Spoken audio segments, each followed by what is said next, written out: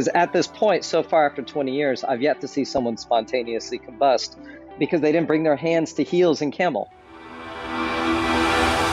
I'm Heather Grish, and this is the Wisdom of the Body podcast. This podcast explores the idea of body intelligence as the real key to learning the knowledge of life, or what we call Ayurveda in the ancient language of Sanskrit.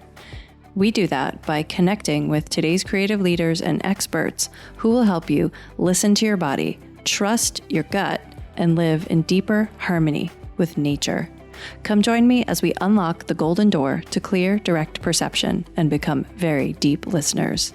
You can find the Wisdom of the Body podcast on Apple, Spotify, and Stitcher. You can also follow us by joining my email at heathergrish.com or on Instagram at heathergrish. I know you're going to love this podcast, so take a second right now to subscribe. Today I'm here with Chadd Schaefer, who is the co-owner of Body Temp Yoga in San Francisco. Chadd began teaching hot yoga back in 2001, and he is a beloved yoga teacher in San Francisco. He's going to blush when I say that, and he's not going to admit it, but he's expanded since he started teaching 20 years ago into movement and myofascial release classes. And he has an aim of educating people on how to better understand and move their bodies to promote longevity, recovery, and resilience.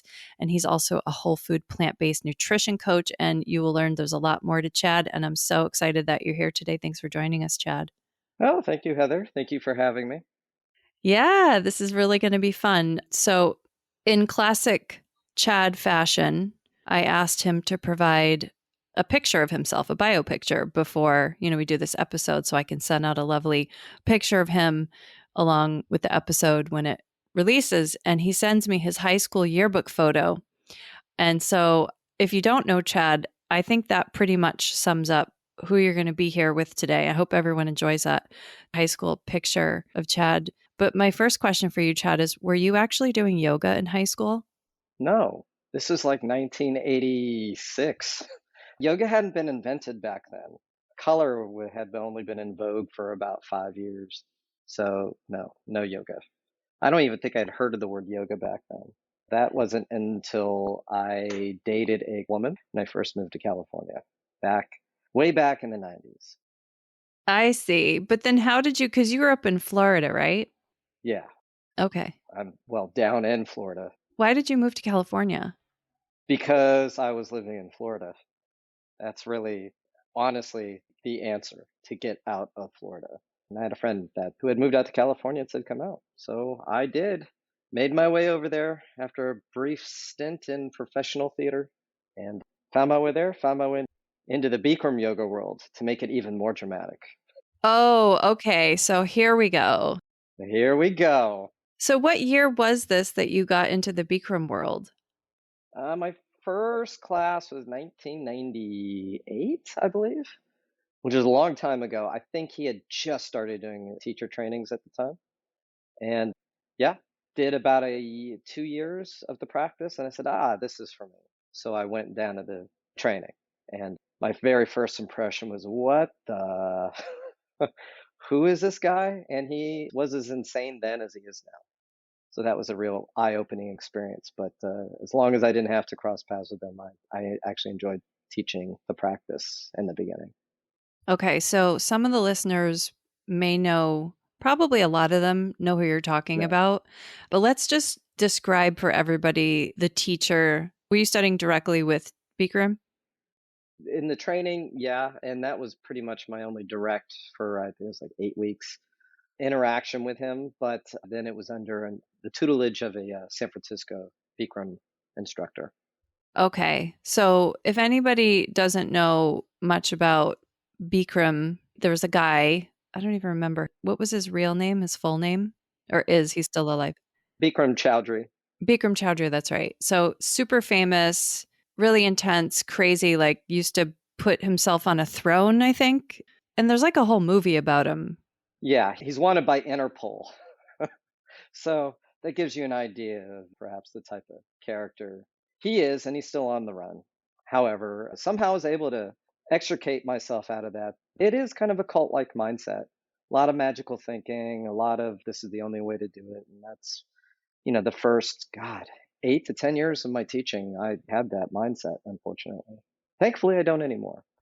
Yeah, that's a big thing so first of all, just note audience that his big yoga teacher is wanted by Interpol. But I think okay, many of us who are yoga teachers or, been into yoga for a long time, there are many people who, don't teach, who've just, been doing it for a long time as well. That there's, like you said, magical thinking and a fair amount of caught upness that can happen where we get caught up in some things. And you're saying that, that may have happened, like that cult like mentality. I remember, there was even a couple of years ago, I went on the Yoga Alliance website, which is the kind of registering body for anybody who doesn't know this, the registering body of yoga teachers to certify you in some way, saying that you're a legit yoga teacher. And I remember on their homepage, the first day I saw a tab on the homepage for sexual misconduct resources on the homepage of the Yoga Alliance website. And I was like, Yep. oh, something's going on here. Yeah, well, to their credit, they were on top of it pretty early on, especially when they first started, because it's an issue in the yoga world, not just the yoga world, I think everywhere in all the workplaces. Yeah, because it was around when Me Too was happening. That's when it tab showed up on their website. Oh, then they weren't doing it early enough. Never mind. I take that back. Yeah, it was definitely a problem throughout, from my perspective, from the world I was inhabiting all those years in the yoga world. I was very lucky. When I got into yoga teaching, I was already dating my wife. So I just never did any of that. But I don't know where I was going with that. Where's it going with that? No, it's a big problem. You're probably just this idea that so many people. I'm going to interrupt you. Here's what I was saying. What I noticed that people in these positions of just self-given power, like the yoga gurus, they always put themselves on a pedestal. I am your teacher. You are my student. What I say goes.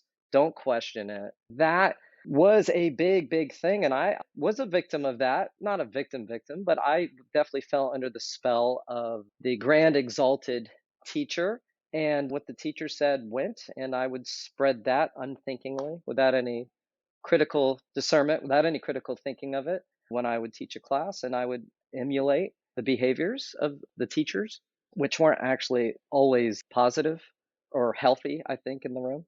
And I think that's, again, we could say that's the yoga world, but I think that's across the board in many different areas in life. But it took me a while to break that spell. And I think for me, it was when I started to ask, this is one of the first questions for me was like, how sweating is supposed to be this detoxing thing. We're detoxing everything. So I just asked myself, oh, what is sweating anyway? And I think that's really got me into this, like, oh, I'm going to start studying anatomy because I don't know anything about the body. Yet I'm telling everybody, if you do back bends, you're going to heal your back. You're going to heal. I didn't know what a bulging disc was, but I knew if you did back bends, you're going to heal your bulging disc, your herniated disc. Oh, you have stenosis? I don't know what that means, but just do back bends. So I started getting more and more, very slow, because it's like learning a new language. But that really started pulling me out of like, oh, I'm just going to take what people say at face value. And if they say it with enough conviction, I believe it. And that's kind of changed my perspective on how to lead people in group movement.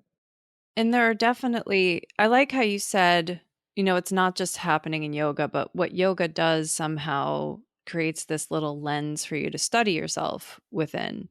Yeah. And those of us who've traveled down that path went there because of that. And I love this process that you went through, which I think a lot of people go through, and some people never get unstuck from that place of speaking from a place of memorization and not real understanding, Yeah. because it happens everywhere. And you started to ask questions. Because I remember, I mean, I know that you've been at this for a long time, but I think it was probably it was before I had my kid, I think. You were taking some workshop. Because a big thing I've noticed for you is continuous education, like continuing education. And, maybe going through this process of realizing that you were just kind of taking someone else's words and carrying them forward without questioning them. Maybe that's one of the reasons that became so important to you, but it feels like it's something that's very important to you from, what I know about you. And you had done this workshop with I think the guy was named Gil Heady or Headley. Oh, Gil Headley. Yeah, the anatomy dissection. Yeah. And I remember, because this is a big deal that you did. You wanted to see like the dead bodies. You wanted to see like the anatomy for real. And I remember when you came out of that experience, it was literally almost like you were born again. There was something that you really discovered in that moment. And that feels really different for me than a person who, studies cadavers. And you could tell us about that experience, but it feels like really different than how most people have studied cadavers in a university setting. I recall, my partner's a scientist, talks about putting a box of pizza right next to Yeah. the body, and there's a little bit more reverence to the experience that you went through. You want to tell us a little bit about that? Sure. First off, great memory. The Gil Headley thing. Yeah, I had a moment where for years before that, I knew I wanted to take a peek under the hood, so to speak, as a person leading other people in movement and supposedly helping people to become a little more aware of their bodies. If I didn't know what the body was, I didn't really have any right to lead people in a movement. I mean, for me, that was my kind of my little thought form. But, besides the first 45 minutes being the most horrifying moments of my life, once you're over the fear of facing mortality, because that's what you see when you see a body for the first time, it becomes this kind of really joyous experience. You are transported into just a new, I guess the flow state was the best way I could describe it for me. But Gil had an interesting way of leading, or still does, he still does it, interesting way of leading these dissections. He comes from a place of poetry in art, in life, and in nature, and how nature itself is. I'm not going to speak for him, but this is my perception. Nature itself is beautiful, wondrous work of art. And nature, like a song or like a poem, has rhymes, and the rhythm and the rhyme between let's say, like a tree and your lungs is when you place them side by side, when you have the lungs taken out of the body and placed by next to a picture of a tree, it's amazing how similar they are. I mean, you could just have a picture of the lungs and not tell someone it's the lungs, and they'll go, "Oh, that's some sort of tree." So for me, he helped see how much more amazing our body is for me, than I ever could have realized. Because to me, it's white noise. To us, we live in it. That's the only thing we know. We only know the world through our body. And to be able to be taken out of your body by looking at another body and delving into it from layer to layer, from skin all the way down to bone, and even cutting the bones in half, going into the inside of the bone. It's a pretty phenomenal experience. And, that should be something every human being should do, because then you'll have an understanding of this vessel that your consciousness sits in. And then for me, I started realizing there is no separation between me and my body, between my soul and my body. The body is the soul is the body. Once I had that experience, all of a sudden, I still looked at everyone around me and still thought they were jerks, but had a feeling that, or maybe an understanding that the jerk they are is very complicated and actually quite beautiful. But don't get me wrong, I still think some people are jerks. But yeah, that for me was a pretty amazing experience. And it totally impacted how I lead group sessions when I teach, and even doing one on one mobility style sessions. And it really broke me out of probably permanently the mold of like, this is how you should do this. This is how you should do triangle. If you do it a little different, if the knee isn't directly, if one joint isn't directly in line with another joint, you're going to spontaneously combust. That broke my mold for good. And just allowing the organic, dynamic individual or group of individuals in front of me to freely express, let's say in a yoga class, to freely express their version of, let's say, like a half moon pose or a camel pose, and not lose my mind over the biomechanics of it all, which is important to understand. You can only place that biomechanical understanding on a one-to-one basis with an individual, not with a whole group. And I found once I started doing that, people enjoyed my classes a lot more. And suddenly people were giving me credit that where it really, I didn't deserve the credit. They would say, "Oh, he's so knowledgeable. He really understands the body." I'm like, no, I just got out of the way. I wasn't telling you how to organize your body anymore. So I think that's a big lesson for me. And the movement teachers I like tend to go more in that direction. I think that what you just talked about is so important. And I love there's, I don't know why we do it. Maybe it's because we get sort of stuck in our child mind of, when you're a kid, because we've all done this and we still do it. There's a great book called Obedience to Authority, which was written by Stanley Milgram, who was a sociologist who studied, the things that people would do when they were told what to do. Yeah.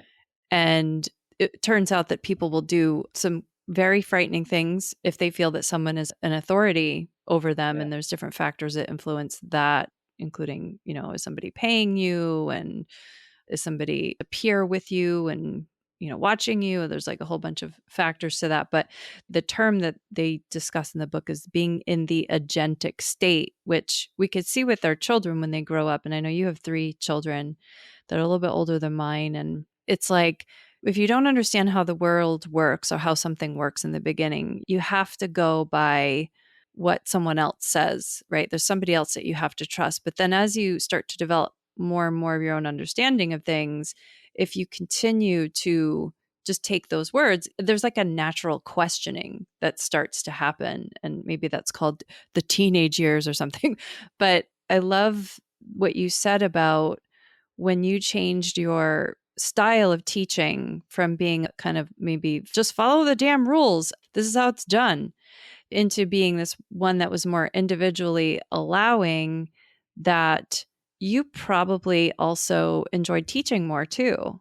Yeah, 100%. It's more fun to watch people kind of negotiate the idea of in the postural yoga, the position that we're in. I mean, I got to cue something. So I do cues and I try to make the cues as I don't know if accurate's the right word, but you got to cue something. But I always encourage people, it's like, hey, this is what I'm suggesting. It's just, I think Brian Kest, he would say, his cues are a suggestion buffet. Take what works and throw the other stuff out. You can't eat an entire buffet, nor would you ever want to. And he's like yoga cueing, which I thought was actually kind of an insightful comment from him. But allowing people, when I would see how they would strategize to get into a position, if I notice like it's like, hey, if that looks like you're kind of, it's a little uncomfortable, I might ask a question, say, hey, how does that feel? And they'll go, I feel like I can't breathe. Then I'll go, hey, why don't you try this? How does that feel? And they go, it's better. Or they might go, no, it felt better the other way. But it becomes more fascinating when you're watching the person in front of you, because it gets boring when you have to tell people exactly what to do. And I think that's why a lot of teachers end up burning out, as opposed to see someone learning in real time in front of you. And I think that's the real joy of leading a class and seeing the choices they're making real time live, and not losing your mind as an instructor going, oh my God. Because at this point, so far after 20 years, I've yet to see someone spontaneously combust because they didn't bring their hands to heels in camel. That's yet to happen, where someone just goes halfway into a pose or even farther into it, maybe a little bit more than I would care to see them do. But if you get out of the way of people, generally the fear of like causing harm, someone's typically not going to hurt themselves unless they have a mindset that's maybe been put into their heads where if you, I don't know, if you get your butt all the way down to the floor, whatever pose it is, then you will be better. There's a linear thinking, a lot of postural yoga that farther, they use the word depth, which I hate to use. I hate to use that in a yoga class, as if there's somewhere better to be than where you are in the moment. And then they'll tie identity and achievement to each pose. So like one of the worst things are going to, people say, oh, didn't have a good yoga practice today, which is silly. You're there to be in the moment, to be in your own present body, to be aware of your body. Who cares if, someone looks like a contortionist next to you and you're barely bending your knees, or whatever the pose may be. The whole point is just to be in your body for a moment and not be inundated with sensory overload, with, constant marketing, especially on the body, especially on like how the body is supposed to look, or even in the functional wellness realm, there's a little bit of a propaganda over how the body is supposed to move.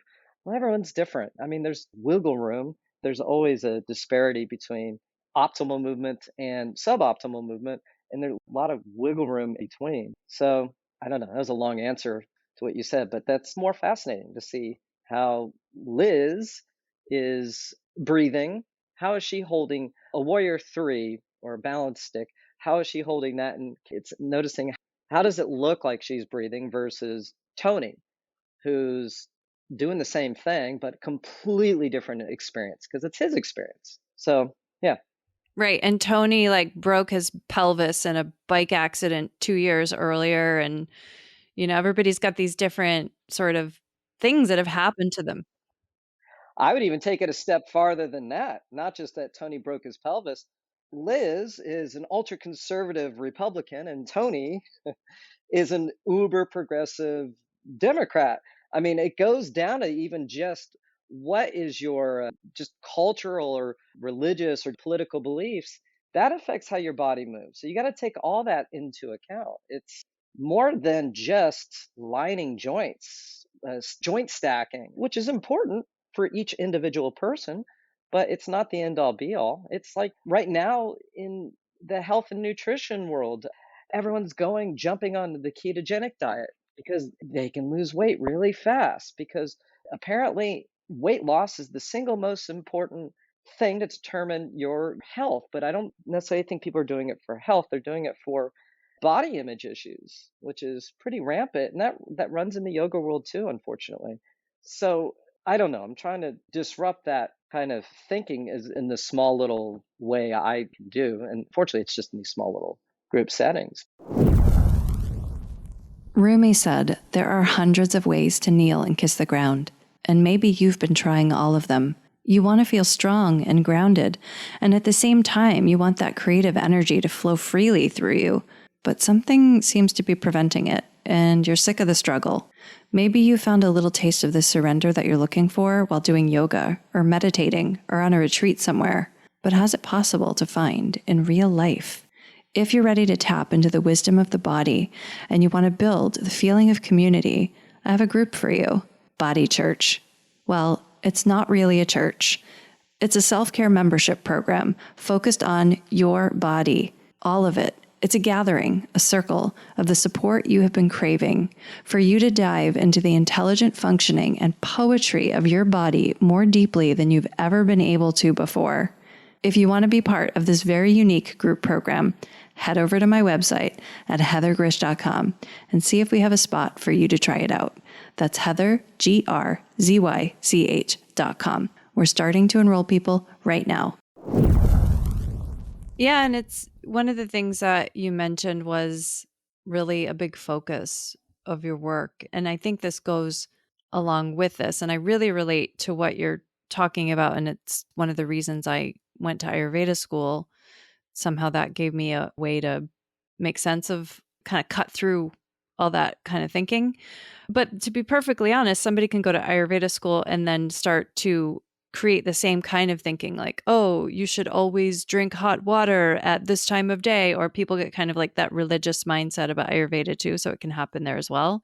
You just have to figure out what breaks it for you in your life. What's that little antidote? And you have mentioned that this idea of helping people discover their own personal alignment. You talked a little bit about how you do that in a yoga class, but how you try to cue it.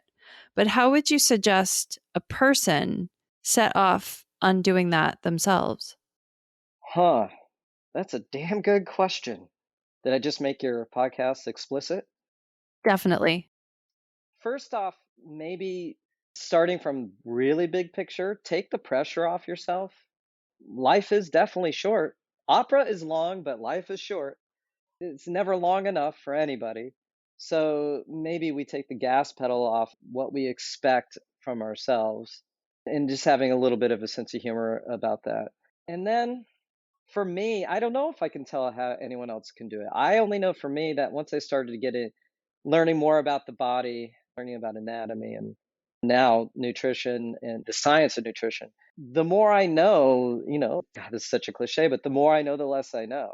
And it's a real freeing thing. As I learn more, it makes me go, oh, I don't have the full big picture of people in front of me. I don't have the full big picture of myself. So I had plantar fasciitis for 2 years, and I was so bummed. I couldn't figure out how to fix it. No matter I was doing PT stuff, none of that stuff was working. And what was I? I was running, I was jump roping, I was doing high intensity stuff. And the thought of like, well, I guess I'll just walk. I was like, why walk? I'm not going to burn enough calories. Such a waste of time.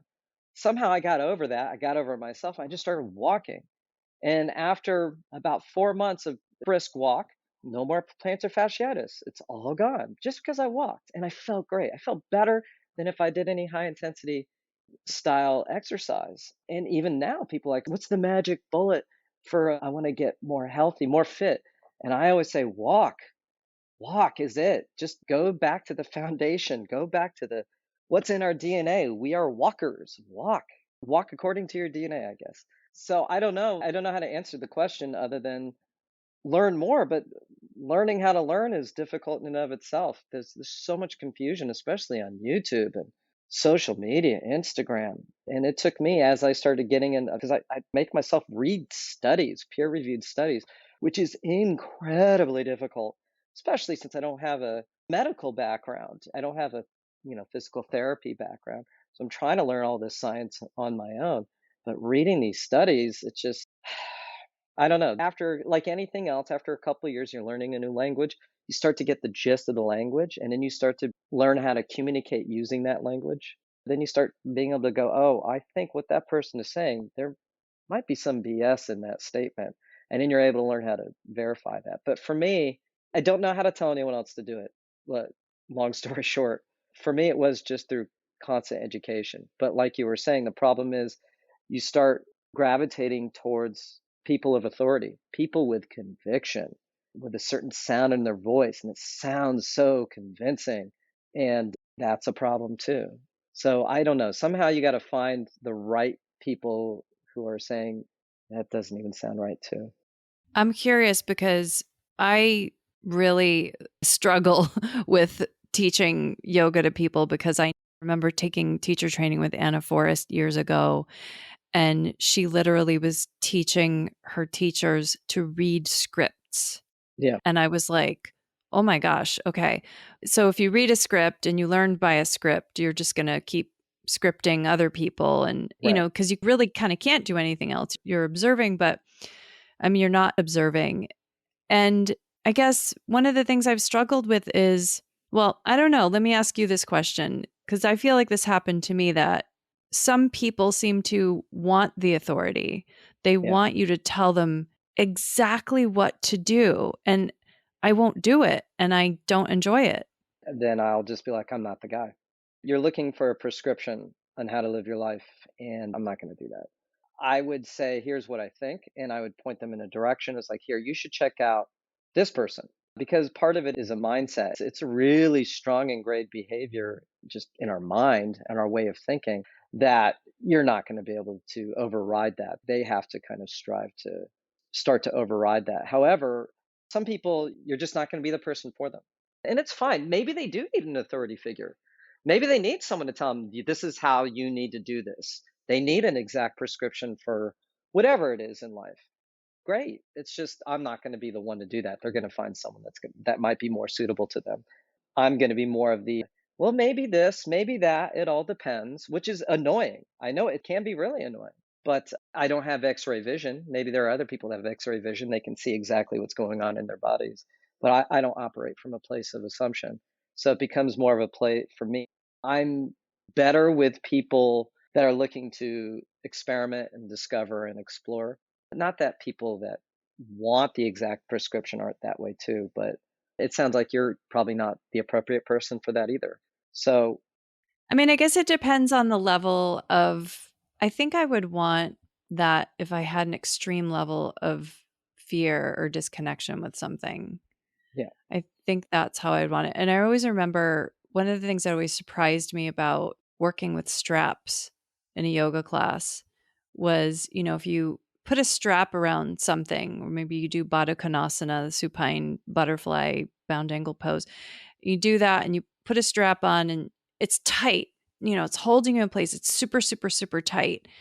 But somehow in that tightness of something holding you tightly, that you're actually able to relax a little bit more because you've got this wall of resistance to push into. And so there are things like I think probably in my life that I do want that on, that kind of resistance, that kind of authority, because in some ways the authority is equivalent to a strong boundary of some sort. Well, you got to begin learning somewhere. And learning has to begin with like, hey, here's your A, B, and C's. You're not going to tell me an A is the letter K. They're not the same letters, right? So there has to be that. And I think where a lot of big name teachers, when they do their trainings or their workshops or whatever, where they get it wrong, where they start to say, they'll, how do I word this? I'm going to use someone as an example. I think the woman that really changed, that really helped me, like I was already seeking the change, it was already happening within me, but she actually gave me the tools, the ability to learn how to express, to teach me how to express myself and what I was going through, giving me vocabulary to begin to understand in a specific context, teaching yoga. And that would be Jill Miller in Yoga Tune Up. And she's one of those things where, classic example, she is authoritative in her knowledge. She knows what she knows, and she's very, very smart. But there's always a room for like, hey, I could be wrong. We could be wrong. There's always a little bit of that, which is necessary. And more important, there's no pedestal. She is not someone that places herself above anyone else. So day one, every training of hers I've ever gone to, from someone that knows absolutely nothing to she'll get doctors in her trainings, and they're all the same. She's this, I'm totally talking for her, which I really should be doing. But at least from my perspective, there's no perceived difference between her as teacher and us as students because she's always learning from us. And that's something I like to emulate personally. I'm not the teacher. I'm the student when I'm leading a group class, and everyone in the room is my teacher, which is kind of a cheesy, corny thing to say.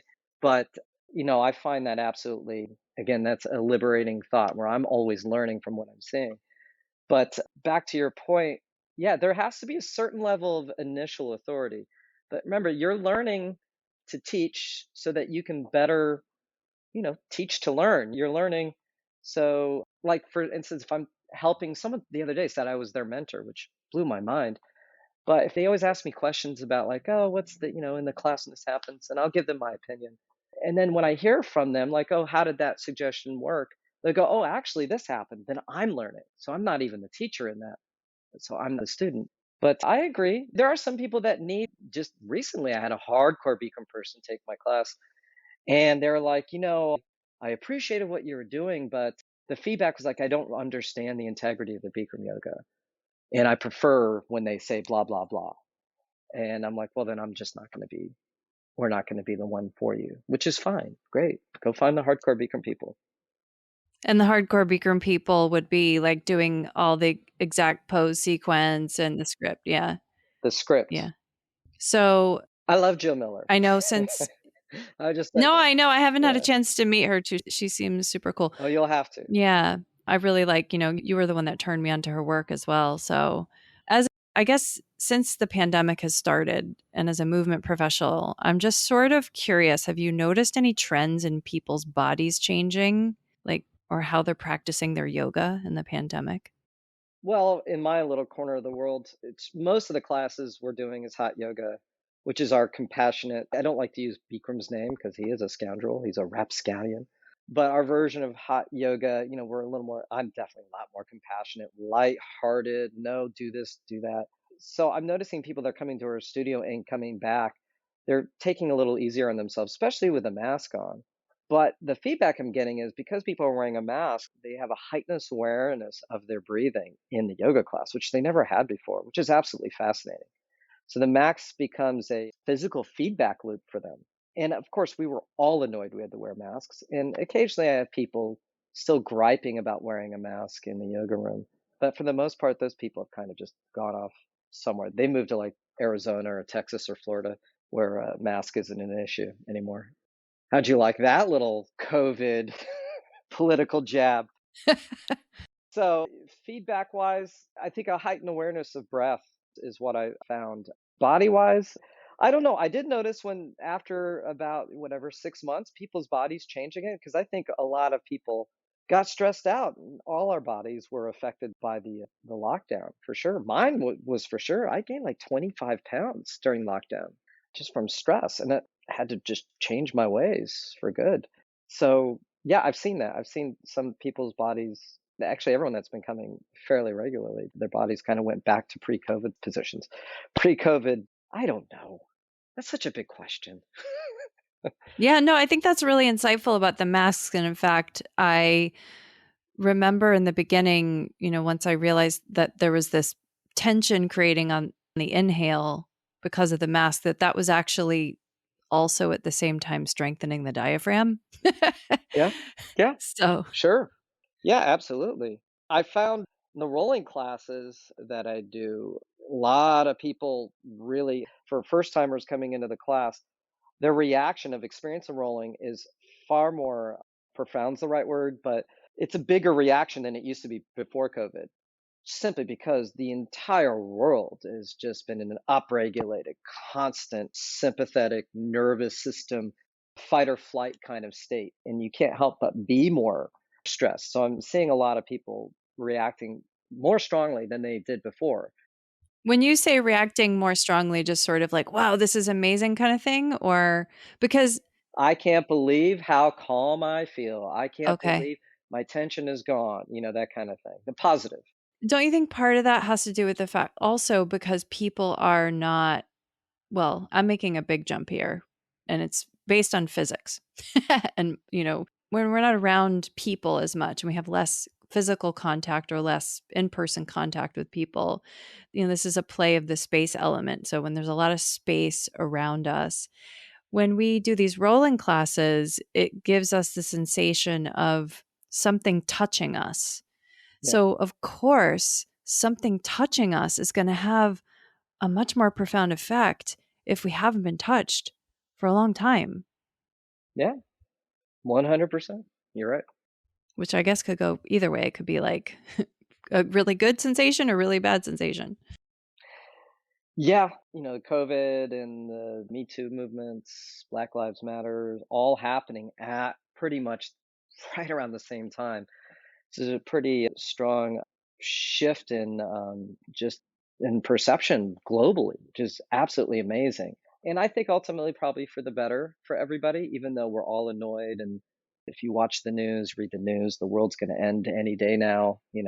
But I think it's been a long time coming as far as this shift in perception, which is actually the most positive thing I've said just now. You just heard me be the most positive I've been this entire time. We're coming around, folks. We're coming around. We're coming around because I thought I was just gonna moan and groan and complain this entire podcast. You're not a grumpy old man yet. I mean, you're on your way there, but you have a little bit of the sweetness left in you. What I wanted to see if you were up for, and I don't know if you are, is because, we've been talking about individualism so much and doing things that are right for people's bodies. I'm kind of curious, is there a practice that's maybe like a minute or something that you think you could walk people through today, maybe even related to the breath?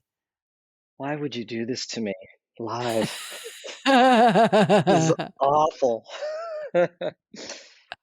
Is this the end? Is this the end? Do you If want this it is to be the, the end? I don't know. You don't have to do it. You can say no if you don't want to do it. So he does a thing where in Shavasana at the end of class, and again, I know this is how I'm interpreting it. I don't remember how he did it, but this is how I took it. And it doesn't have to be at the end of class. It can be any time a day. When you're stressed out, lay on the floor or sit in a chair, whatever. Get yourself as comfortable as possible and just let go of your breathing. Get to a point where your breathing is so passive. It's almost like you're letting go the reins of the breathing and you're just noticing how your body is breathing in. And especially when you're in a very stressed out state and you're full of anxiety, if you just sit down for a moment and just notice, oh, my heart rate's running, or I'm holding my breath, or I'm grinding my teeth, my muscles are very, very tense right now. If you get yourself in a comfortable state and just, notice how you're feeling, and then let that feeling be. And then start noticing how your breathing is like the waves of the ocean, like the ebbing and flowing of the waves going in and out. So let's say if you're a little more anxious, a little more uptight, those waves might be more choppy. They might be coming in really fast, crashing into the shore, and being pulled out really fast. The inhales are fast, the exhales are fast. And let that be. Just notice how it's happening and see if you can notice a slow changing of the waves, where maybe the waves come in a little softer over time, where they just kind of lap, they kiss the shore, and then they just kind of fold back into the sea very calmly, leaving a little bit of that sea foam, And then over time, noticing not just how your inhales and exhales, like the waves, are going in and out of the body, going in and off the shore, but the space between the waves, because waves come in sets. Every surfer knows that, right? So is there spaces? Is the space between your breaths, the space between sets of waves, is there space to begin with? Is there a point where there's no movement? There's no inhale, no exhale. And what happens over time, the more you notice, how does the ocean of your breath change? And maybe the more relaxed you are, you imagine you're on the beach in Hawaii, just totally chilling out and just really getting into like watching the ocean move as it moves. You don't get to control the ocean. That's beyond your power. So maybe allow the body to start to react to your own awareness of your breath and see where it takes you. It might make you more panicky. Some people do have a more panicked reaction to noticing themselves, but stick with it and see if that panic subsides. And I would guess that more often than not, you're going to actually feel more relaxed the more you start noticing, because we go through our whole lives without noticing this ocean within us, which is our breath, this ocean of life. Remember, most of us, we're not even ourselves. Most of us are bacteria. Was it 45% of us, is our own DNA, and the other 55% are other organisms. So just notice yourself, notice the ocean. Just don't try to attach too much to what you think of your body. Just notice the magnificence of your body, the fact you're still alive. If you're still alive, you're doing pretty gosh darn good in life, I think. And that, my friends, is the wisdom of the body. Hell yeah. And Frank, that's usually the last question that I ask people. Yeah, I know. I could tell. I could tell. I don't even have to ask it now because you read my mind. You're like psychic. I know. I know. That's pretty amazing. So not only is he funny and grumpy, but he's also psychic. Yeah. I'm also the most humble person I know. You are. Yeah. Chadd, this has been really fun. Thanks so much for coming on the show. Thank you for tuning in and dropping in with us today. Don't forget to subscribe, rate, and review this podcast. I really want to hear your feedback. To learn more about my work, visit heathergrish.com. That's Heather, GRZYCH.com. And meet me here next time on The Wisdom of the Body.